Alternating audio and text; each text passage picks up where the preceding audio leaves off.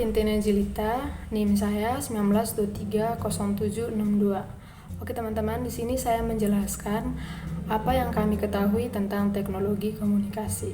Teknologi komunikasi adalah teknologi yang merujuk pada segala jenis teknologi yang memungkinkan manusia berkomunikasi satu sama lain.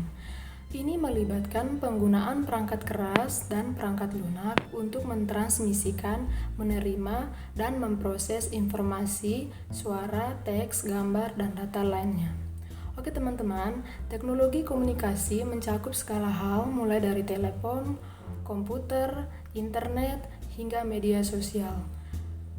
Ini memungkinkan orang untuk berkomunikasi secara langsung atau secara jarak jauh, mengirim pesan, berbagi data, dan mengakses informasi dengan tepat. Dengan kata lain teman-teman, teknologi komunikasi ini adalah sarana atau alat yang memungkinkan individu atau organisasi untuk berinteraksi, berbagi, dan mentransmisikan informasi dengan cara yang lebih efisien dan efektif daripada konvensional. Oke, teknologi ini telah mempengaruhi hampir setiap aspek kehidupan sehari-hari, termasuk bisnis, pendidikan, hiburan, kesehatan, dan interaksi sosial. Halo guys, jadi saya Jabat Fadol akan menjelaskan tentang perkembangan teknologi informasi dan komunikasi.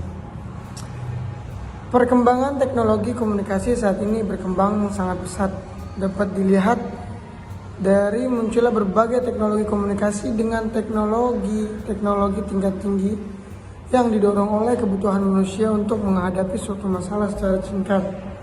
Contohnya yaitu ada smartphone dan AI. Tahu kan AI?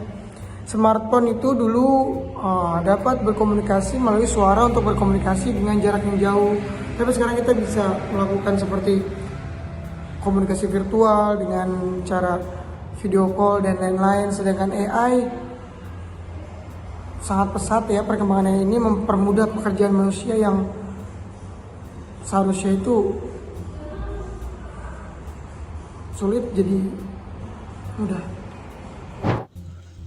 Nama saya Hirzi Hibatur Rahman Prasetyo. Saya akan menjelaskan tentang dampak positif dan dampak negatif perkembangan teknologi. Dampak positif diantara lain menghubungkan orang di seluruh dunia. Perkembangan teknologi komunikasi saat ini memiliki dampak global. Pasalnya, tidak adanya keterbatasan jarak untuk berkomunikasi. Lalu, penyebaran informasi yang cepat. Penyebaran informasi saat ini sangat cepat dengan hanya melalui internet secara real time.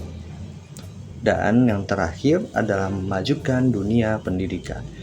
Pasalnya, dengan melalui internet kita dapat mengakses seluruh informasi yang ada di dunia untuk menambah pengetahuan dan wawasan. Dampak negatif diantaranya: 1. Maraknya cybercrime. Banyaknya tindakan hacking dan coding dalam berinternet yang merugikan banyak orang.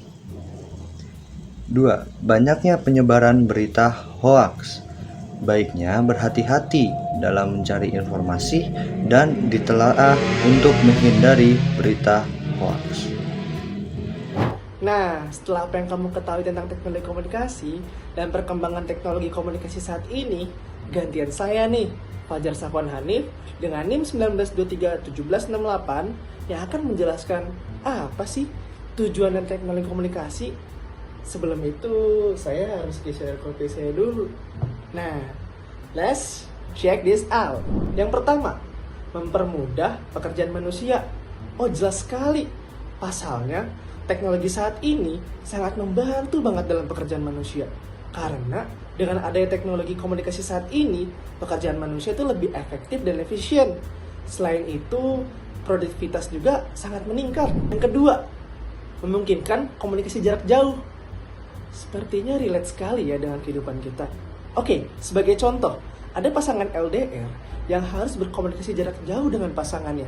Sebagai contoh, pacarnya ada di Pulau Jawa dan yang pacaran lagi ada di Pulau Kalimantan. Gimana sih caranya dia komunikasi?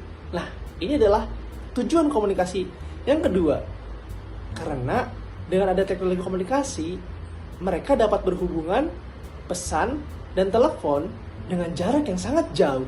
Sebagai contoh, antar jarak rumah, kabupaten, negara, ataupun sampai antar dunia. Ya nggak mungkin lah. Oke, sekarang kita lanjut ke tujuan yang ketiga. Yang ketiga, memungkinkan mendapatkan informasi. Karena di era digital sekarang, semua informasi dapat kita cari. Sebagai contoh, ada misteri dunia, ada kejadian di masa lalu, sampai-sampai ada hal yang belum bisa terungkap dan bisa diungkap oleh internet. Semua bisa diakses dimanapun dan kapanpun. Dengan ada teknologi komunikasi, seseorang dapat menerima atau mencari informasi yang banyak sekali di dunia digital.